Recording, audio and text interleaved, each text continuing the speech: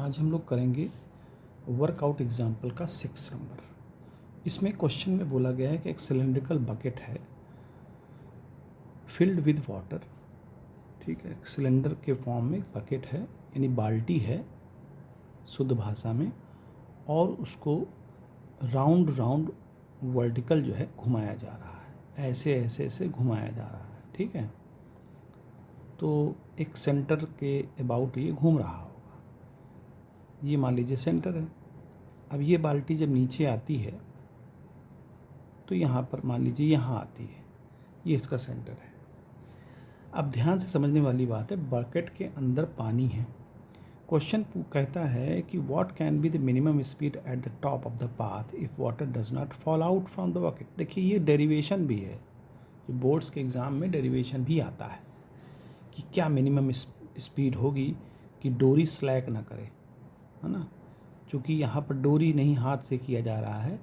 तो देखिए जो इसमें पानी होगा, जब ये इसको ऐसे ऊपर घुमा रहे होंगे तो पानी का दबाव इसके बॉटम पे, यानी कि जो बाल्टी है, जो बकेट है, उसके वो पानी बकेट पर दबाव डाल रहा होगा। जब वो बाल्टी पर दबाव डाल रहा होगा तो उसका रिएक्शन फोर्स नीचे आ रहा होगा, उसको हम एन ले लेते हैं। भाई जब ऐसे ऐसे घुमाएंगे, ठीक है, तो जब कहता है कि कितना स्पीड हम दें ऊपर मिनिमम कि पानी ना गिरे, तो इसकी एक कंडीशन होती है, वो भी हम देखते हैं। तो जब ये पानी ऊपर की तरफ बॉटम पे दबाव डालेगा, यानी फोर्स लगाएगा, तो उसका रिएक्शन फोर्स नीचे की तरफ आएगा और उसका वेट भी नीचे की तरफ काम करेगा। ये दोनों मिल करके सेंट्रीपिटल फोर्स देंगे, जो सेंट्रीपिटल फोर्स हम कई बार डिस्कस कर चुके हैं कि सर्कुलर मोशन के लिए सेंट्रीपिटल फोर्स ही ज़रूरी होता है। अब कहता है कि देखिए डेरिवेशन है यहाँ वहाँ पर बोर्ड्स में कि अगर ये रिएक्शन फोर्स जीरो हो जाए या जीरो से अधिक हो तो यहाँ पर स्पीड मिनिमम होगी। लेकिन अगर जीरो होगा तो मिनिमम उस स्पीड को हम क्रिटिकल वेलोसिटी कहते हैं। तो वो mg इज इक्वल टू, अगर जीरो होती है तो mv²/r। ठीक है, अगर नॉर्मल रिएक्शन फोर्स उसका जो नीचे की तरफ टिल्ट हो रहा है, बाल्टी के द्वारा लगाया जा रहा है, पानी लगा रहा है बाल्टी पर, बाल्टी लगा रही पानी पर नीचे की तरफ, तो अगर ये रिएक्शन फोर्स अगर जीरो होता है तो वो वेलोसिटी हमारी क्रिटिकल वेलोसिटी होती है, और उसी स्थिति में हम मिनिमम स्पीड को पता कर पाते हैं, यानी वही मिनिमम स्पीड होती है। और यह ज़्यादा हो ज़्यादा तो भाई अब कितनी तेज़ से घुमा लें आप, बहुत तेज़ से घुमाएंगे तो पानी तो कभी नहीं गिरेगा।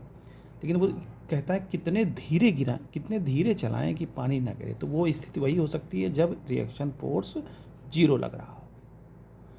तो अगर रिएक्शन फोर्स जीरो लग रहा है तो v की वैल्यू हमारी यहाँ आ जाएगी √rg। ये हमारा एक डेरिवेशन है जो बोर्ड से पूछा जाता है, और यहाँ पर यही बताना था। ये मिनिमम स्पीड होगी जब पानी जो है बाल्टी से नहीं गिरेगा, है ना। अब चूँकि यहाँ पर कोई थ्रेड से कोई बॉडी तो बंधी नहीं है, यहाँ पानी को आप बॉडी मान लें।